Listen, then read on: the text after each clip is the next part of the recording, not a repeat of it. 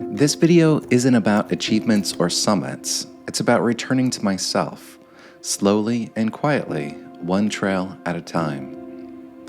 And if you've been carrying a lot this past year too, I hope these quiet places help you breathe again.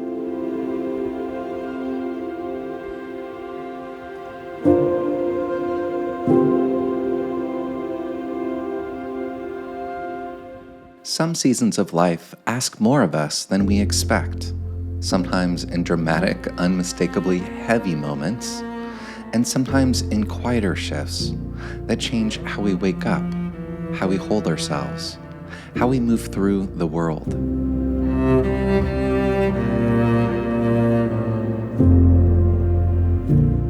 This past year felt like a mix of both, and the trail became the place where I could feel that honestly, without needing to explain it or fix it. I started choosing early mornings, dark trailheads, headlamps, and quiet starts, not to push harder, but to protect the part of the day when everything feels more spacious.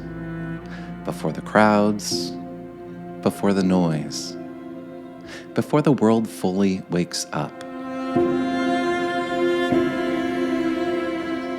There's something about those hours that makes it easier to hear yourself again. Not the loud voice of urgency, but the quieter one that speaks when there's room to listen.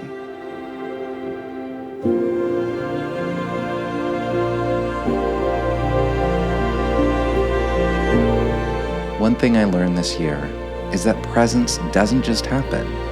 It's something we choose.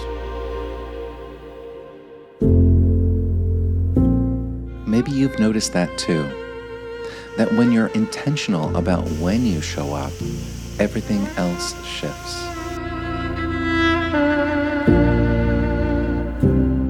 Another lesson came from paying attention to my body in a way I hadn't before.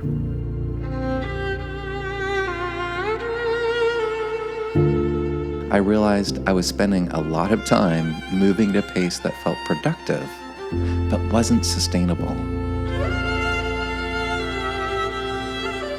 Going hard enough to exhaust myself, not build myself.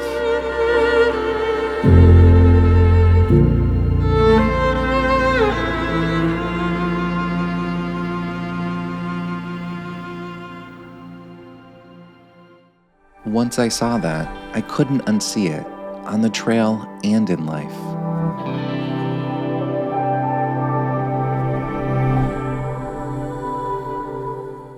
Pacing myself differently meant finishing stronger, recovering faster, and enjoying the experience more.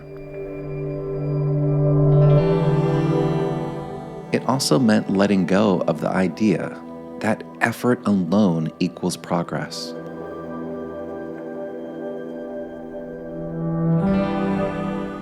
Listening didn't make me weaker, it made me steadier.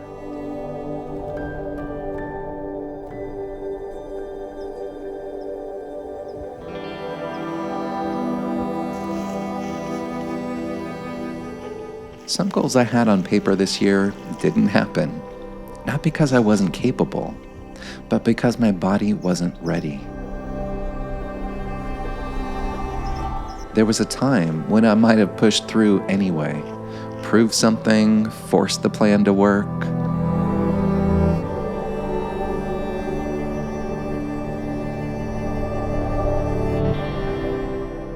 This year, I chose differently. I adjusted.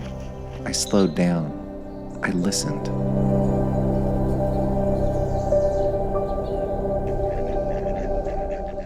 Letting go of certain goals didn't feel like failure. It felt like choosing a longer, healthier relationship with myself.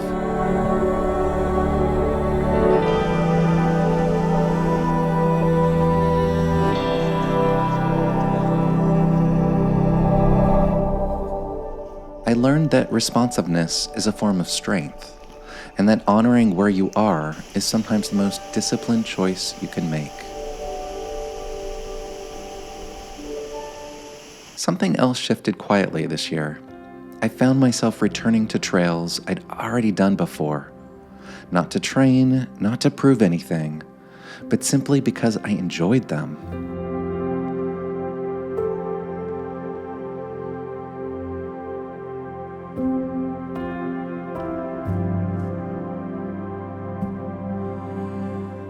There was a freedom in that, a sense that I didn't need novelty to feel alive or fulfilled.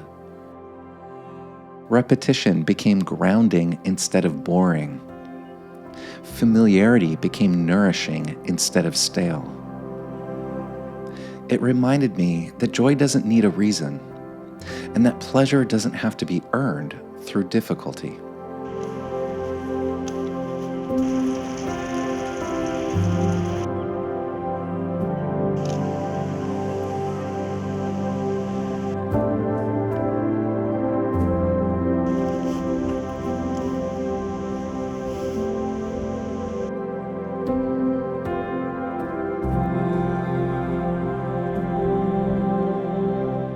As the year went on, things started to feel easier, not because the terrain changed, but because I did.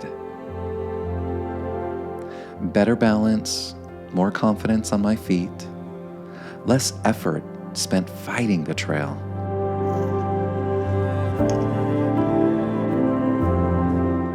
Supporting my body better with the right gear, better pacing, and more awareness made space for something new. Ease.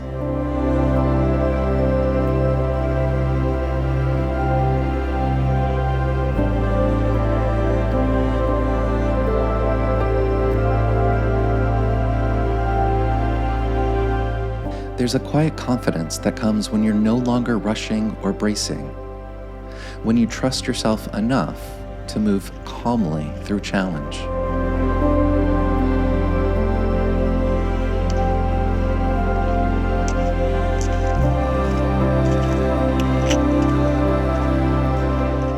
That kind of ease is earned and deeply regulating.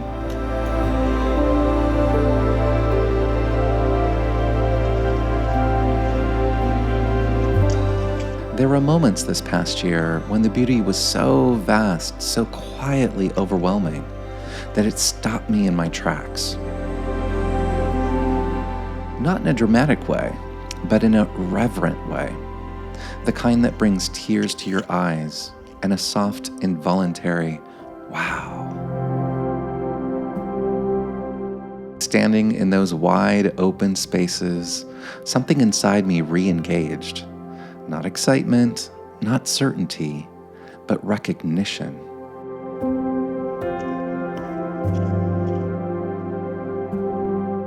A reminder that even during dark seasons, there's still value here, still meaning, still something worth being present for.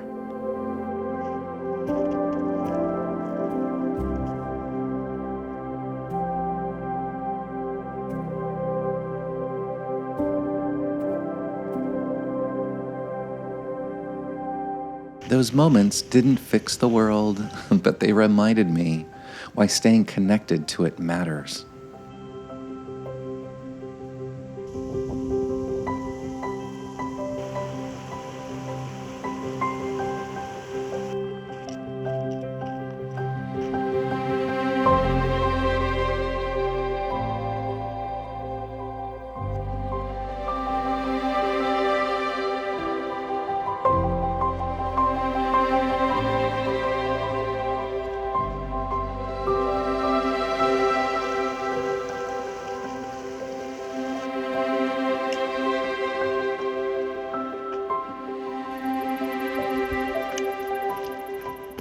As this past year unfolded, I realized the trail wasn't changing me in loud or obvious ways.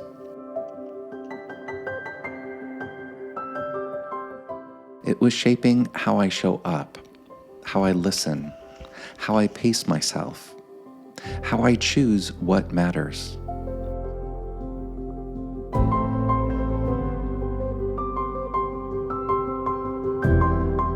What I'm carrying forward isn't a checklist of accomplishments. It's a way of relating to myself that feels more honest, more sustainable, and more kind.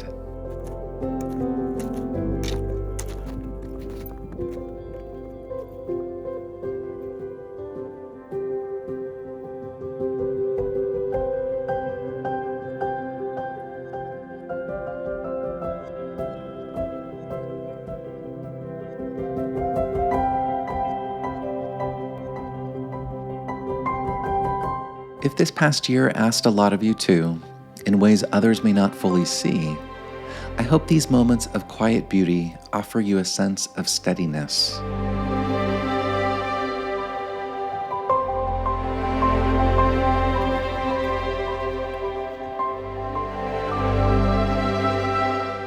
You don't need to push harder to move forward.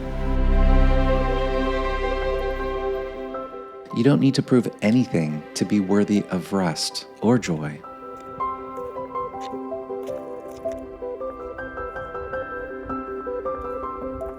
Sometimes the most meaningful progress comes from listening, adjusting, and letting yourself be changed by what truly nourishes you.